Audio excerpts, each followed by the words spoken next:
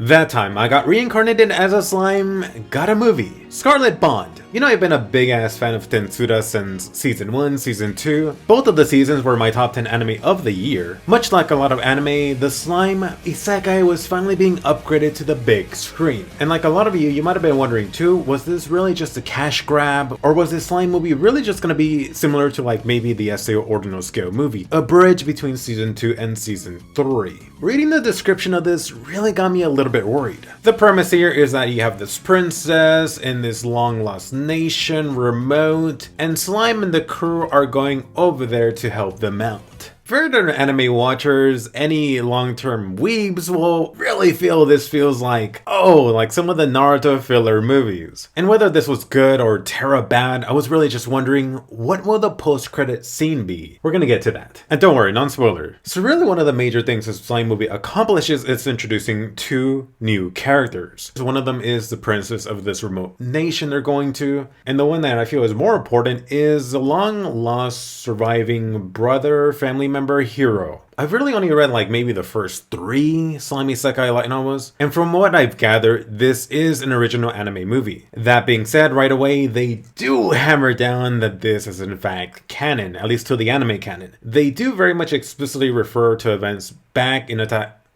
They explicitly do refer to events back at the end of season 2. The major obvious one is Rimuru becoming the Demon Lord, and they actually did give you this manga if you went to the movie that really helps to bring them more into the actual story. By the way, if you're living outside of Japan, just know that this little slime is incredibly popular with Japanese females here. I think my movie showing was majority girls, just to give you an idea. So things I liked about this movie. I'm not really surprised about this, and usually anime movies go the extra mile, but the music. There are specifically some insert songs, I'm not really sure who did them, but they really elevated the scenes where they were used. And there were really 2 pieces of animation I really liked. One, it wasn't even a fight scene, it felt like just being on a roller coaster, or as you'd say in Japan, a jet coaster. But looking at anime movies, it's one of the things I try to pay attention to. What is one of the things that elevates it higher than the TV anime? The second scene really wasn't that like god tier animation, but it was a very gorgeous stylized scene, something diving into a flashback. But let's talk about the issues. Circling back to Hiro and the princess, Hiro at the beginning felt almost like Bleach's Grimmjow, or maybe a My Hero Academia season 6 more subdued Bakugo. But by the end of the movie, for story reasons, this guy really just feels like almost like a clone of his brother. Which is not necessarily a bad thing, but it just feels like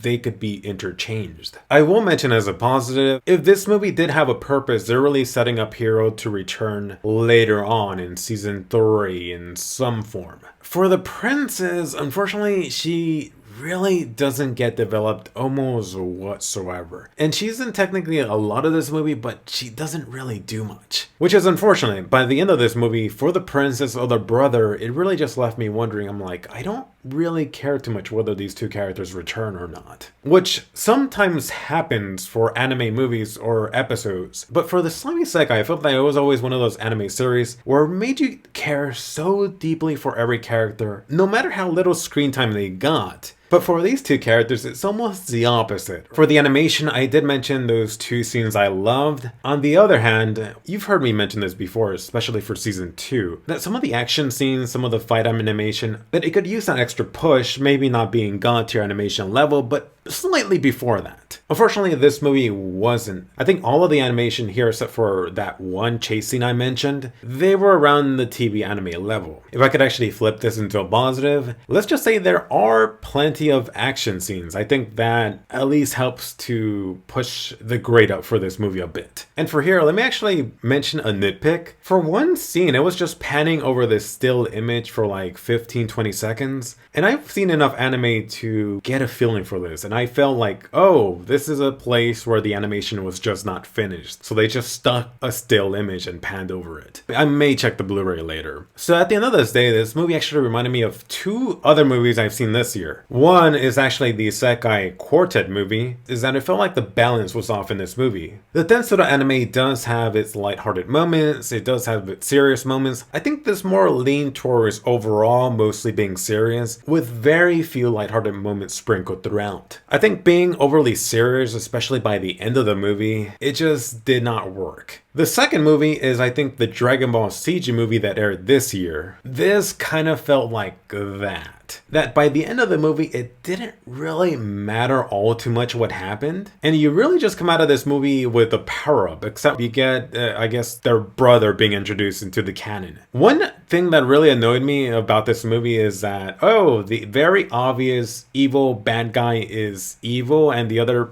people don't notice for whatever reason. And I actually did sleep on this. By the end of the movie, there is something that almost negates everything that was built up towards it. Again, this having a serious tone, I'm like, what is the point of this? Talk about no consequences. Even my buddy that's like a hardcore Slimes fan, he plays the game nonstop. He was laughing throughout this movie, I think enjoying it more than me. Even he was like, what the hell? And another thing that was like, what the hell? There was no post-credit scene. I thought they were at least gonna be teasing season 3. So final rating, I was thinking maybe a 7 or 6. I do have to give it a 6. If you're gonna be watching this maybe on streaming, Crunchyroll, whenever it comes out, it might be more like a 7 for you. And it really pains me. I really thought I was going to be enjoying this more than the recent Shinkai movie. Anyway, hit that smash, thumbs up, post your comments down below. More anime reviews coming. Go check out my Shinkai movie review, and I'll see you guys later.